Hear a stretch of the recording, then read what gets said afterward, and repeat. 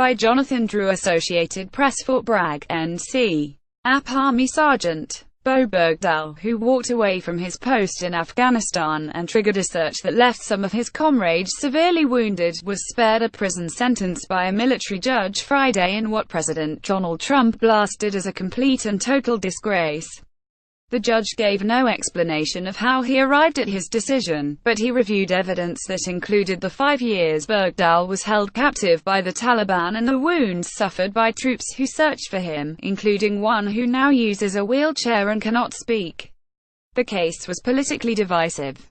President Barack Obama traded Taliban prisoners to bring Bergdahl back, drawing sharp Republican criticism. As a presidential candidate, Trump called for the SOLR to face stiff punishment. He could have received up to life in prison. The judge also gave the 31-year-old a dishonorable discharge, reduced his rank from sergeant to private, and ordered him to forfeit pay equal to $1,000 per month for 10 months. In court, Bergdahl appeared tense, grimaced and clenched his jaw. His attorneys put their arms around him and one patted him on the back. One defense attorney cried after the sentence was announced. Defense lawyer Eugene Fidel told reporters that his client had looked forward to today for a long time. Bergdahl is grateful to everyone who searched for him, especially those who heroically sustained injuries, Fidel added. Trump's statement came in a tweet about 90 minutes after the sentencing.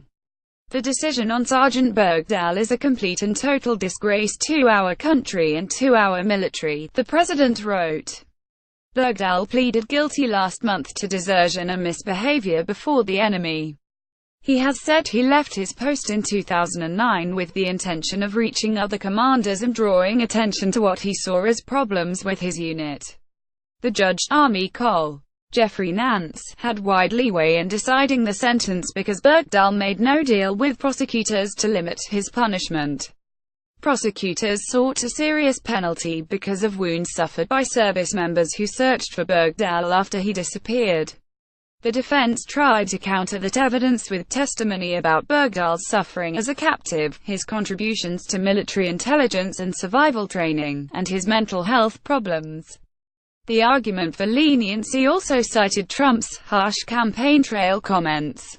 The dishonorable discharge threatens to deprive Bergdahl of most or all his veterans' benefits, but it also triggers an automatic appeal to a higher military court. Before that, a general who can reduce but not increase the sentence will also review it. Fidel told reporters that he looks forward to the appeals court review of Trump's campaign statements, which included calling Bergdahl a dirty, rotten traitor and declaring that he should be shot or thrown out of an airplane without a parachute. As a candidate, Trump made really extraordinary, reprehensible comments targeted directly at our client, Fidel told reporters Friday, calling the situation one of the most preposterous states of affairs in American legal history. He said the defense team sees an extremely strong basis for dismissal of the case.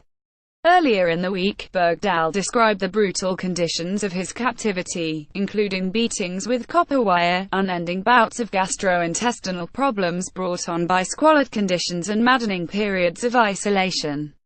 After several escape attempts, he was placed in a cage for 4 years, and his muscles atrophied to the point he could barely stand or walk.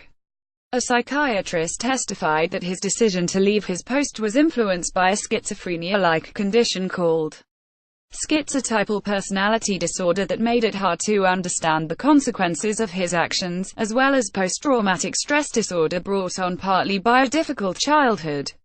Prosecutors, who had asked for a sentence of 14 years in prison, did not speak to reporters. But one of them, Maj. Justin Oshana, said during closing arguments Thursday that Bergdahl does not have a monopoly on suffering as a result of his choices. Scores of troops joined in an all-out search for Bergdahl in the weeks after he abandoned his remote post near the Afghan town of Mest. Prosecutors cited 2 missions that resulted in wounds, including a SOLR whose hand was shattered by a rocket-propelled grenade and another who suffered a head wound that put him in a wheelchair and rendered him unable to speak. A Navy SEAL suffered a career-ending leg wound, and a military dog was killed by an insurgent firing an AK-47. The judge ruled that those firefights would not have happened if not for Bergdahl. One of the wounded SOLRS, Jonathan Morita of California, called the lack of prison time unacceptable. Morita, who testified during sentencing, still does not have use of his dominant hand after he was hit by the RPG, which did not explode. The dishonorable discharge means he can't receive any of these services like I can. He'll pay the fine like people get fined for illegal fishing. Okay, would do, Morita said in a phone interview. Referring to the lack of prison time, he said that's the one that's completely unacceptable. It should have maybe not been a life sentence, but it should have been something. Without confinement hanging over him, Bergdahl already has a job offer from an animal sanctuary, and a military official who helps design survival training said he would like to use Bergdahl as a part of lectures to service members on how to survive captivity. The SOLR from Haley, Idaho, was brought home by Obama in 2014 in a swap for 5 Taliban prisoners held at Guantanamo Bay. He has been working a desk job at a military installation in San Antonio and has not been under any pre-trial confinement. At the time of Bergdahl's release, Obama said the U.S. does not leave service members on the battlefield, ____. Follow Jonathan Drew at www.twitter.com. Joel Drew. Copyright 2017 The Associated Press. All rights reserved. This material may not be published, broadcast, rewritten or redistributed.